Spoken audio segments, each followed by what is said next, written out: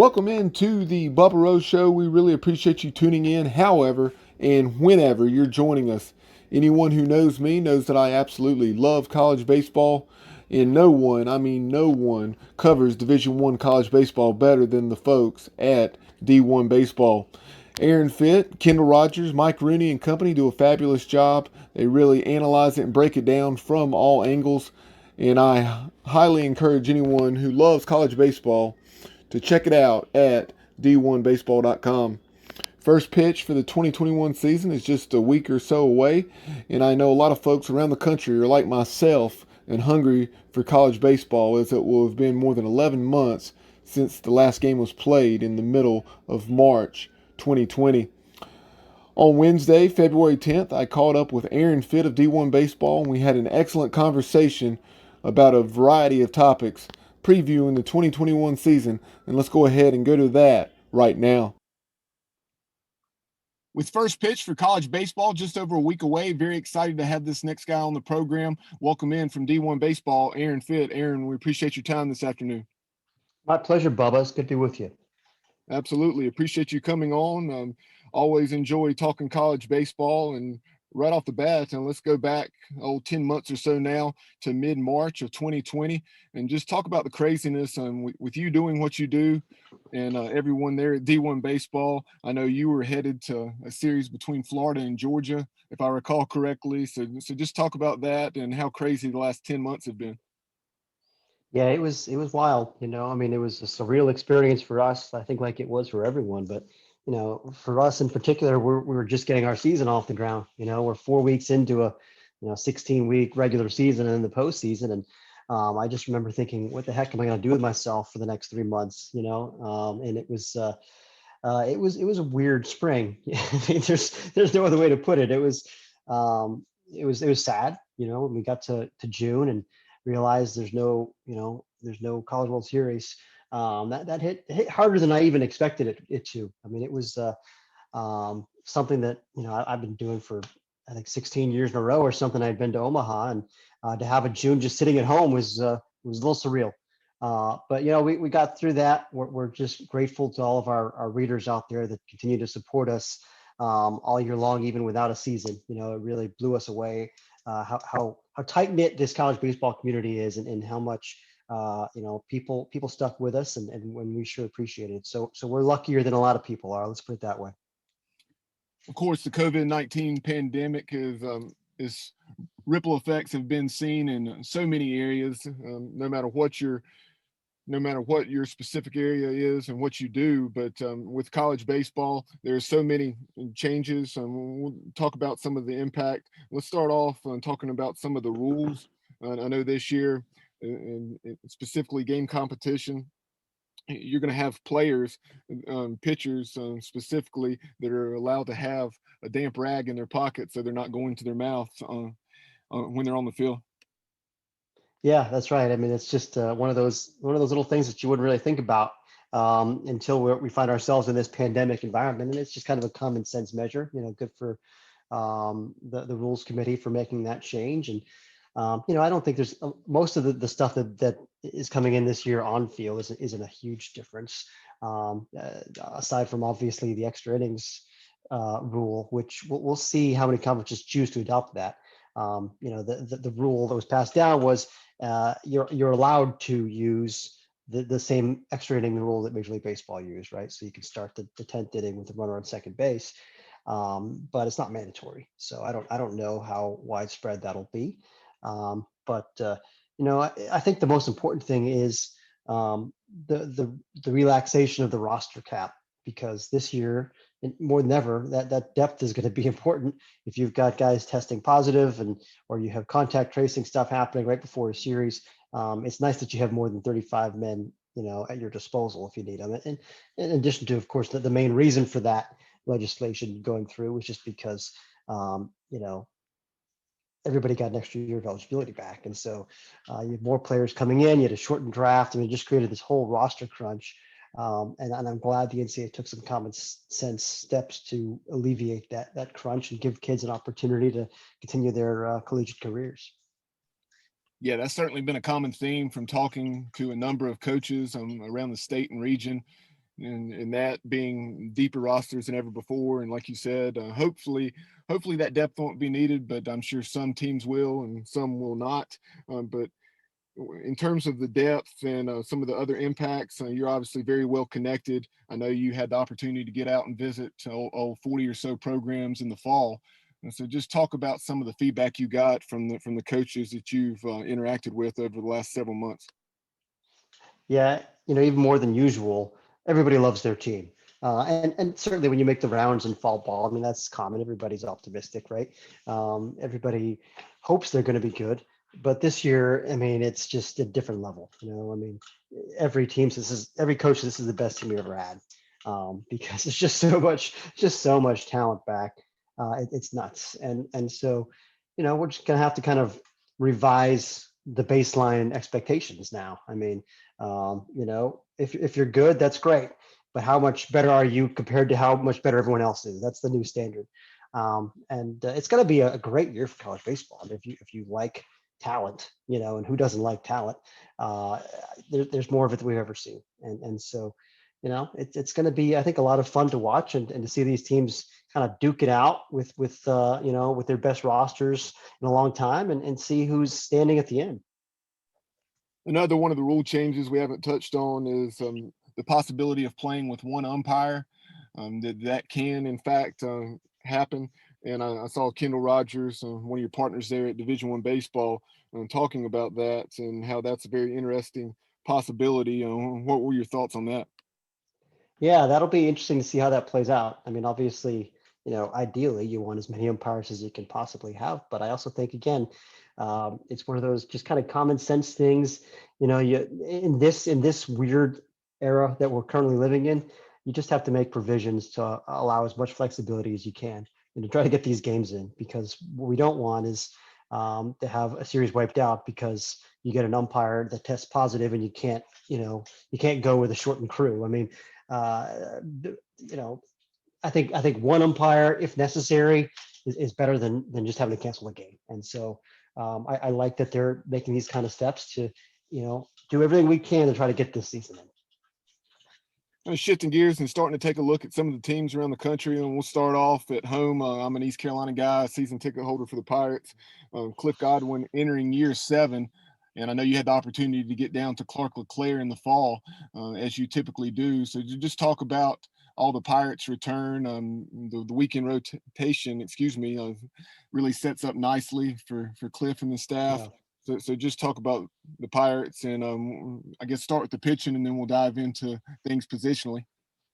Yeah, I think they're just a really loaded veteran team. I think they're balanced and they look pretty solid in every area. But certainly, the experience in that rotation stands out with Jake Kushmaner and Tyler Smith. And it sounded like Tyler took a jump forward. With his stuff in the fall. He's always been a strike thrower. He's always had that really good kind of sinker, one seam sinker that he throws, kind of a unique pitch, but it's ticked up a little firmer now. More kind of low 90s action than we've seen from him in the past. Which I'm curious to see, how that translates this spring.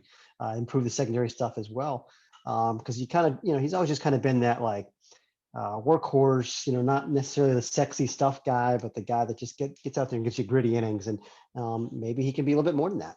We'll see how the stuff plays, but he's always performed anyway. So if he's even better, I think that's fascinating. But certainly, Jake is such a proven commodity now. I mean, again, not going to blow you away with velocity, that kind of 84, 88 mile an hour left-hander, but he really spots up with it. We all know he's got a legitimate plus changeup, one of the better changeups in the country, and can mix that breaking ball in pretty effectively, and just really knows how to pitch. His track record speaks for itself. So those two guys are a great place to start with your rotation, and then of course Gavin Williams is the big X factor. Can he really put it all together now in his 4th year in the program? Can he stay healthy? First of all, it's something he hasn't really done for a full season.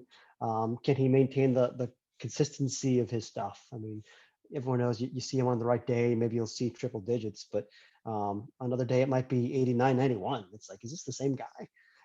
So I'm curious to see, which version of Gavin Williams we'll see this year. Can he finally put it together with that breaking ball? Because he's always had feel for a changeup, and the knock on him is, in addition to the kind of inconsistency with the velocity, is Can he spin a real good breaking ball? So I don't know yet. We'll see.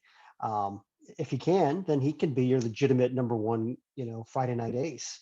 But if not, then maybe one of those other guys could occupy that role, or maybe it's Carson Wisenhunt. That's the guy that I keep talking about. Um, really since the summer, I saw him in the Coastal Plain League and thought he'd already taken a step forward with his stuff. Continued in the fall. He was up to 94, 95 miles an hour. Great physical frame, left-handed, and he's got a hammer breaking ball. Real power out pitch breaking ball in the low 80s. So he is the guy that I think has the best combination of stuff and potentially pitchability. We need to see that. He's never been through a full season yet. Is he ready to be like a Friday night guy? That's a lot to ask, but he certainly has the upside to do that. Shifting over and talking about the Pirates positionally, you obviously lose Alec Burleson, who is one of the top two-way players in the nation. He went in the supplemental part of the second round, but just other than that, there's so much returning. And just talk about some of the things that stand out to you there. Yeah, it is a really deep and versatile position player group. Um, I really love the defensive personnel. I just think up the middle, especially with Seth Caddell, who's just, it sounds like the most improved player in the program, talking with Cliff. He's really taken ownership back there behind the plate. And, he was hitting pretty well last spring also. So I think he could be a nice kind of well-rounded catcher that can give you some offensive production and also just kind of be the general back there, control the running game and receive and block, all the stuff that you really need from your veteran catcher. But, him, and then of course, Ryder Giles and Connor Norby in the middle infield and Bryson Worrell in center. I think that's a really good up the middle group. And I think Zach Agnos at third base could be a premium defender at the hot corner. So those are the positions I always look for, the up the middle group and then third base. And the Pirates, I think, are outstanding in all those spots. So I think this defensively, it's going to be potentially an elite unit, and that'll make the pitching that much better. But it's also, I think it's a capable offense too. I mean, there is firepower here. Obviously, Thomas Francisco. We know Bryson Worrell has power. Josh Moylan, the big-bodied freshman, gives you that left-handed bopper at first base that East Carolina usually has. And Norby, I think Norby is kind of a sleeper All-America candidate. Maybe not that much of a sleeper, because if you're ranking the top second baseman in the country, which we actually did on our site today and as part of our power ranking series, he's in the top 10, and pretty comfortably. He's not that far removed from those top three spots where you have to be an All-American. So I just think he's got quality tools across the board, and I'm really excited to see what he can do at a full season now in his third year in the program. Yeah, last year in that small sample size of 17 games, you had Ryder Giles, who did not commit an error, and then Connor Norby. So with them, they had big shoes to fill with Turner Brown and Brady Lloyd, and they did a fabulous job. Yeah, exactly right. And Turner Brown was one of the steadiest shortstops in North Carolina over the last, the previous 4 years. And Cliff thinks that Ryder could be, even better. I mean, just looking last year, like you said, didn't make an error. He takes care of the ball. He's got good body control. He's got an accurate arm, and he's just a playmaker. So I think he's a breakout candidate too with the bat. I think there's more to come there offensively. I don't know if he's going to be like a big power guy, but I think he could be a slasher with some speed that can be a factor in the base pass. Since we started with East Carolina, let's talk about the American Athletic Conference. You obviously have UConn moving on to the Big East, which from a baseball standpoint is very big. But you have UCF, who was off to an excellent start a year ago. So do you see them, Tulane? Who do you see being the primary challengers for East Carolina? Yeah, I like Tulane and UCF. I think Kendall had Houston ahead of Tulane in his pecking order. He did our American Conference preview this year. So Houston, they were bad last year. They got to poor start. They lost a series to Youngstown State, which is not something that should happen if you're Houston. But it sounds like they're going to be a lot better. So I would certainly keep an eye on those guys. Tulane and UCF. I like the pitching for Tulane, especially. They lost some key veteran bats, and we'll see how the new faces kind of slide in there. I think it'll determine their ultimate fate. But I do think on the mound, with Braden Oldhoff back, who was one of the best pitchers in the country over that 4-week sample size last year. His numbers are bonkers.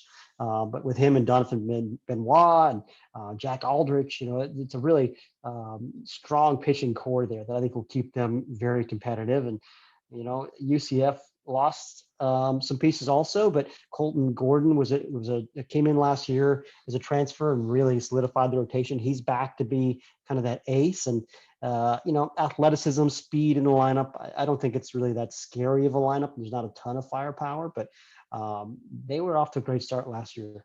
Swept the series at Auburn. Which really caught a lot of people's attention because Auburn was good last year, coming off an Omaha team.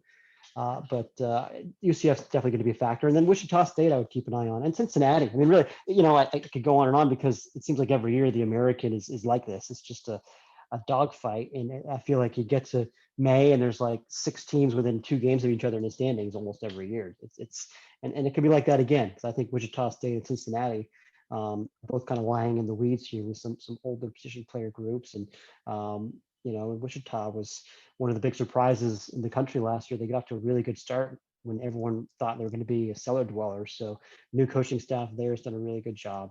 I kind of see those 5 or 6 teams battling it out, but clearly East Carolina, I think, is head and shoulders the team to beat. Taking a look at the ACC, I know you think that all 14 clubs have the potential to potentially be a regional caliber. Even clubs like Virginia Tech, Pittsburgh, and Boston College that have struggled in recent history. And so just talk about the ACC, some of the things that stand out to me. Obviously, you have Louisville, who's been so consistent under Dan McDonnell. Then Miami had the top recruiting class in the country by some folks' rankings. And then you have North Carolina, Scott Forbes taking over from Mike Fox, which wasn't a surprise in terms of him being the successor. And then UVA, they've been so consistent under Brian O'Connor, but in 18 and 19, they missed the tournament. They were off to a good start a year ago before things got shut down. Yeah, that's right. And I think that, UVA is one of those teams that you look at now as the potential, Omaha. I don't know if you'd even call them a dark horse, but I think they have that kind of ability. It's just a matter of whether the pitching really comes together because, their position player group should be elite. But we've been waiting for Griff McGarry and Mike Vassell to really put it all together on the mound. At least they each have 2 years of experience in the rotation now. And so you kind of feel like this is the year if they can really put it all together.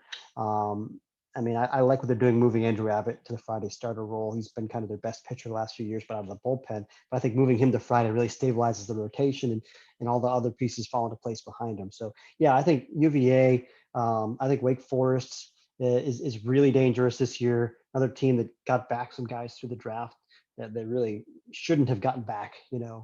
Bobby Seymour, who was the ACC Player of the Year in 2019 and 92 RBIs. It's incredible that that guy is back for a 4th year. And Chris Lanzilli, who's just all he's done is hit for 3 years, hits for power. Shane Muntz, Brandon Tinsman. That 4 guys in the middle is really scary. Michael Turconi's a great player. So I just think that offensively they look extremely dangerous, one of the most powerful teams in the country.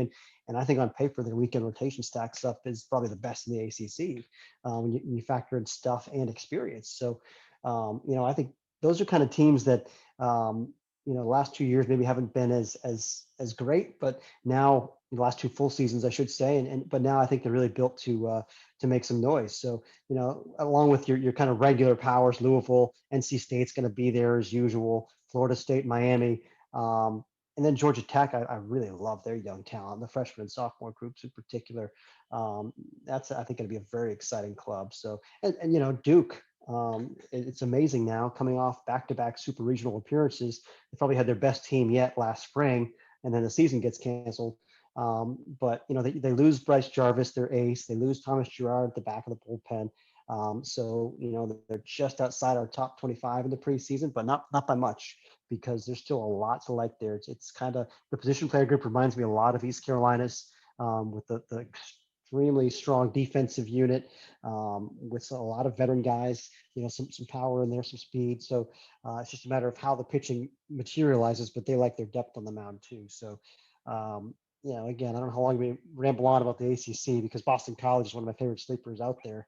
I mean, they got two All-Americans for us, Sal Frelick in center field and Cody Morissette, who I think is one of the best pure hitters in the country. And then Mason Pelio is the guy that I picked to be ACC Pitcher of the Year. So that's serious star power for BC. And if kind of the supporting arms can mature, that could be an Omaha team if you're looking for a real sleeper. So yeah, the ACC very, very deep this year.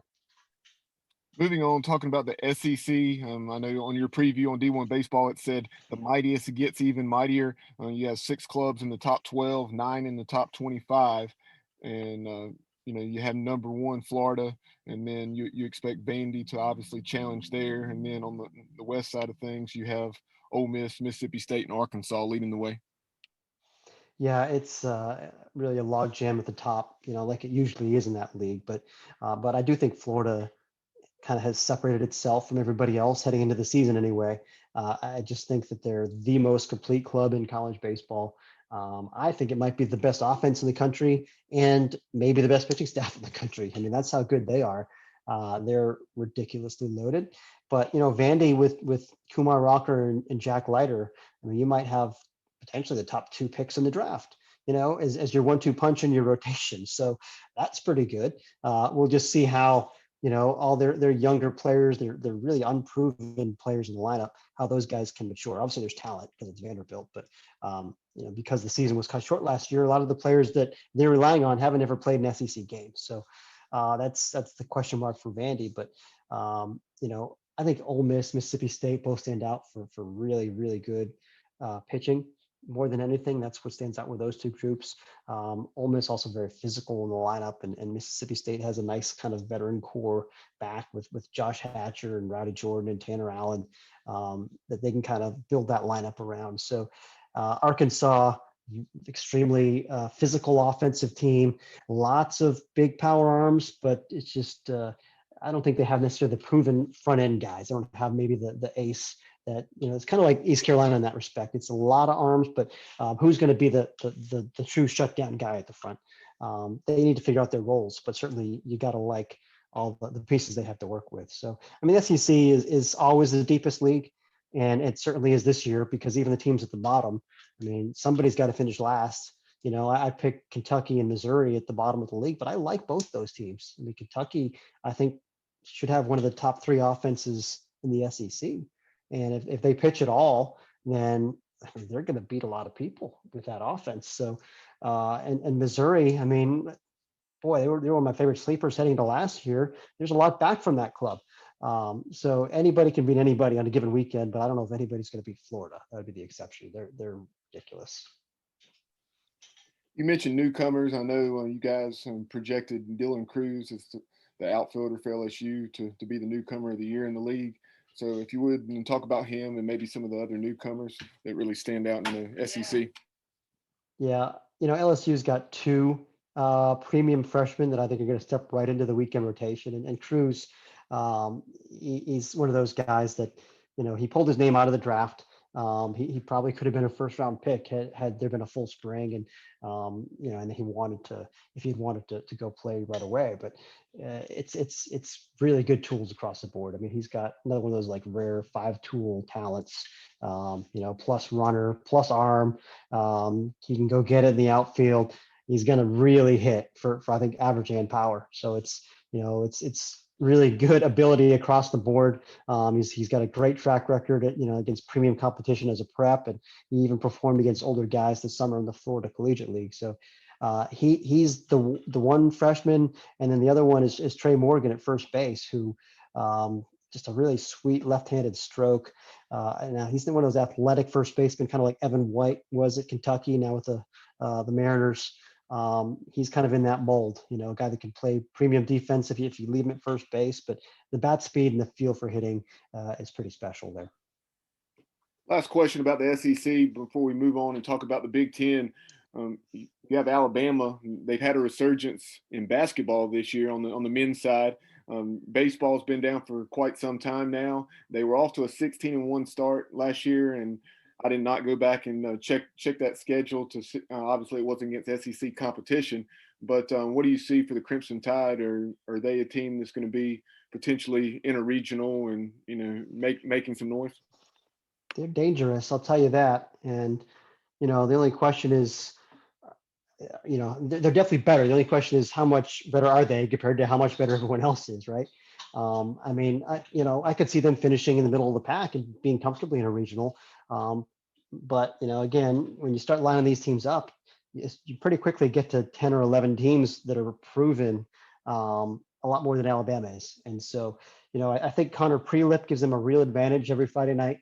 I mean, for me, he's got a chance to be the next great college left-hander to be the number one overall pick in the draft when we get to 2022. He's kind of in that mold of Asa Lacy at Texas A&M or David Price at Vanderbilt or Carlos Rodon at NC State. I mean, it's big time stuff. It's maybe the best slider in the country.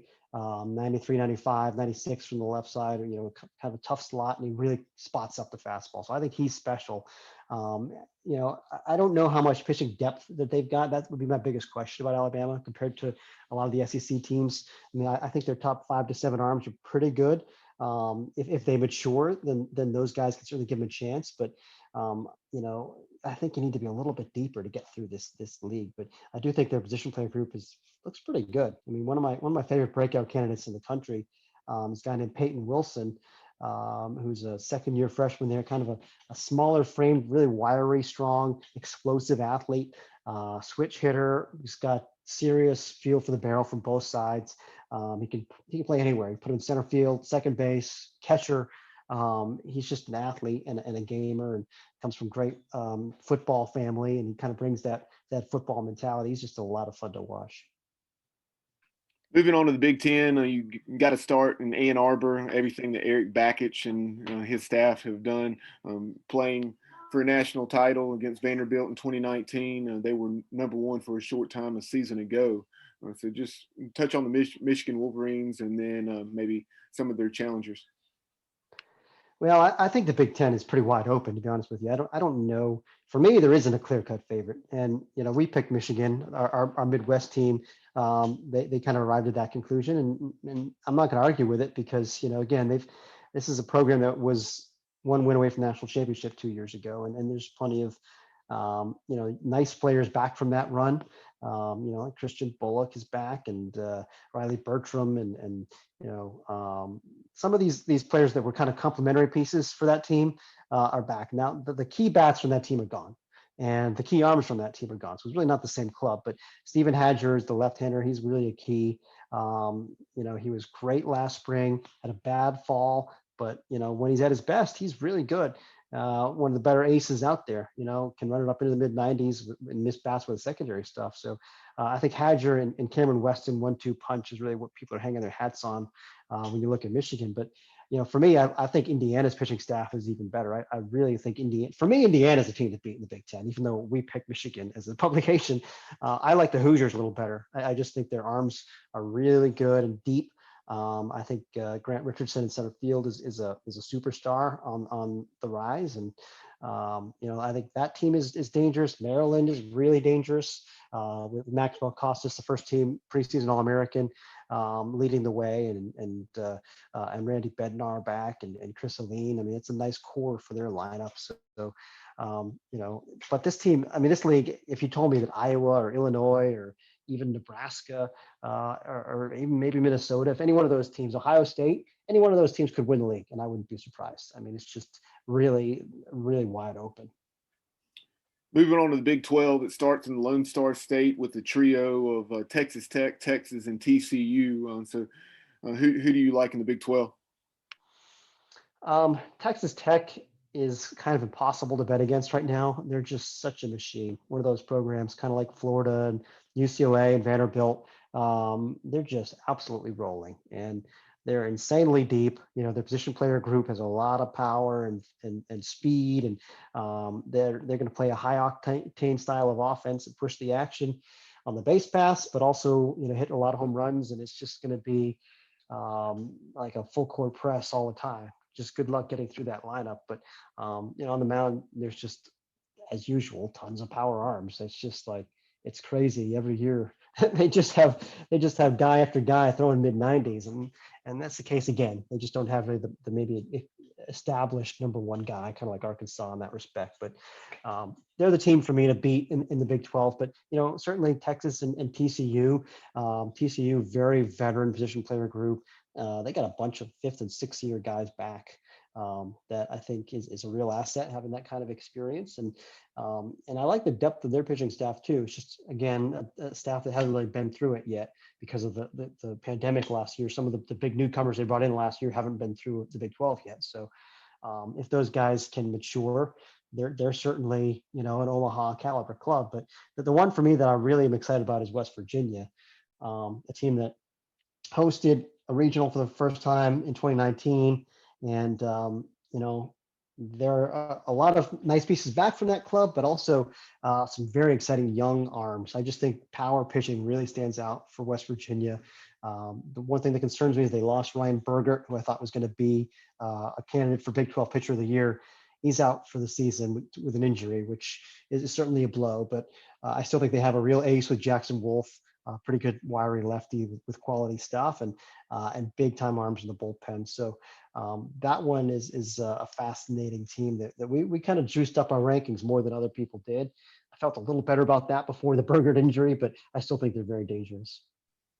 Moving out west to the Pac-12, UCLA is the team to beat. I know D1Baseball has Matt McClain on the shortstop for the Bruins and the player of the year in the Pac-12, and then right-handed pitcher Zach Petway as the pitcher of the year. So if you would talk about the Bruins and who, if anyone, do you see challenging them? UCLA to me is the only team out there that really rivals Florida for being a complete club, a viable, preseason number one candidate. And I just think UCLA is really good. I saw them at the Frisco Classic last spring before the season was canceled, and they faced a pretty good schedule: Texas A&M, Oklahoma State, and Illinois, and they were just a buzzsaw and just crushed everybody. They ran everybody off the field. And it's, you don't think about West Coast teams as being intimidating offensively, but in this team, it's not like they hit a ton of home runs, but they kind of reminded me of like the 2012 Arizona team that won it all. It's just, a bunch of tough outs, bunch of athletes. It's a bunch of doubles and triples, and situational hitting and hit and runs and stolen bases, and just like every different way that they could beat you. That's what they do, and just nobody executes team offense, in my opinion, better than this club. So and again, almost everybody's back. I mean, they lost Garrett Mitchell, the first round pick, but everybody else is back, led by Matt McClain, who's already been a first rounder himself. And I think it's gonna be a really fun offense to watch. But also, on the mound, I mean, Petway, all he does is just carve people up. And maybe it's not the biggest stuff in the country. He's kind of like, he's like a right-handed version of Coochman. He's got more velocity. He'll be 88, 91, but that's kind of ordinary for a right-hander. But he just has elite extension and command and really good feel for secondary stuff. And he's an extreme competitor, so the stuff all plays up. But I think Petway and Nick Nastrini and Jesse Bergen looks like a great rotation. And one of the better bullpens out there, led by the All-American Kyle Mora, who's just kind of your wily, funky, multi-inning guy with a premium changeup. And, Sean Mullen is kind of the power arm guy that complements him. So they're a very balanced and complete team that is head and shoulders the class of the West. And the West in general looks pretty wide open after that. I mean, I think you hinted at this earlier. UC Santa Barbara for me is the next team in the West just because of their starting pitching. But other than that, I mean, the Pac-12 looks like kind of a wasteland. Arizona is dangerous, but I don't see a third kind of obvious team in the Pac-12 that I see as an Omaha candidate. You mentioned the Gauchos. In addition to UCSB, maybe you have a program like Southern Miss, who's always right there in Conference USA, that's been to Omaha several years back now, I guess probably about 15 or so years ago. But talk about maybe Southern Miss, Wright State, Dallas Baptist, Sanford. Who are some other programs that stand out that you could see potentially making a run this year to a super regional, or maybe even busting through to Omaha? You're making me feel old here. I can't believe that was over a decade ago. I think it was 2009. Southern Miss went to Omaha. That is correct. Yes. Yeah, the last year of the Corky Palmer era. But yeah, so it's been a little while for them, but they have been knocking on the door. They've hosted a regional, they've been in supers. I think they've won that league, 6 years in a row now, something like that, or they've got a nice streak going. I mean, they're really rolling, and I think their pitching is what really stands out. Their starting pitching, especially with Gabe Shepard, if he can stay healthy, that's been a little bit of an issue for him, but it's electric stuff. 94, 97 guy with a wipeout breaking ball. And then you got Walker Powell, who again is kind of in that Zach Petway mold. He's just your veteran guy with natural cut on the fastball, and 6-year senior who's been through all the wars, and he's going to battle you. And I like Hunter Stanley, a senior right-hander. They're moving from the back of the bullpen into the rotation. It's quality stuff, up to 95 miles an hour this fall. And I think those three guys gives them a chance to stack up with anybody in the weekend series. So yeah, I think they're certainly dangerous. And I like the position player group also. Slade Wilkes is one of my favorite freshmen in the country. I think he's going to be a big time star. They're a freshman outfielder there. So, Southern Miss, definitely dangerous. I think UNC Wilmington is dangerous with the pitcher that they've got back, kind of one of those usual suspects, one of those teams like East Carolina, where you keep waiting for them to just break down the door and get to Omaha because they're a regular postseason team. Seems like they're always flirting with it. One of these years it'll happen. In their case, they actually have to first win a regional. They haven't quite been able to get through that hurdle. But I think having quality pitching, veteran pitching you can lean on, like Landon Roop and Luke Giselle, that's a great place to start if you're Wilmington. So those teams, Santa Barbara, I talked about. I mean, I just think that the rotation looks elite. I think with Rodney Boone and Zach Torre, the two really good left-handers, and then Michael McGreevy, who's been an All-American as a bullpen stopper. They've got him in the rotation now, and his velocity has taken a big jump. I think he was up to 96 this fall. He used to be just kind of your sinker slider, 89, 91 guy. He's a little bit of a different animal now. He's still got the pitchability, but it's also electric stuff now. So you throw him in that rotation with Boone and Torrey, you got different looks there. I think that team is really dangerous.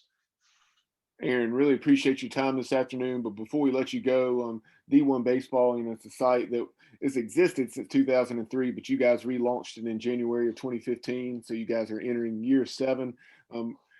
Tell folks how they can follow you on social media, but also everything that your publication has to offer. Yeah, we're on Twitter at D1Baseball, and you can find us on Facebook and Instagram. But D1Baseball.com, we've got everything that you need to get yourself ready for the season and to follow college baseball all year long, not just all season long. Lots of analysis pieces and reports from various sites across the country. We've got writers all around the country, podcasts and weekly chats and rankings, and of course scores and schedules. I mean, that's the bread and butter of the site going back to 2003. It's been, I think it was an invaluable resource for college baseball long before Kendall and Kyle Peterson and I got together and overhauled the site. But now we like to think it's kind of your one-stop shop. It's got everything you need to follow the game, and check us out at D1Baseball.com. Sounds good, Aaron. And again, we appreciate the visit and look forward to maybe mid-season having you back on the show. Yes, sir, Bubba. I enjoyed it. That concludes this edition of the Bubba Rose Show. We appreciate you tuning in. Be sure to subscribe, rate, and review the show wherever you listen. Also, be sure to follow us on social media at Bubba Rosenbaum on Twitter, at Bubba Rose Show on Instagram. Like and follow the Bubba Rose Show on Facebook, and subscribe to our YouTube channel. Let us hear from you by emailing us at thebubbaroseshow@gmail.com. Again, that's thebubbaroseshow@gmail.com. We'll see you next time, y'all.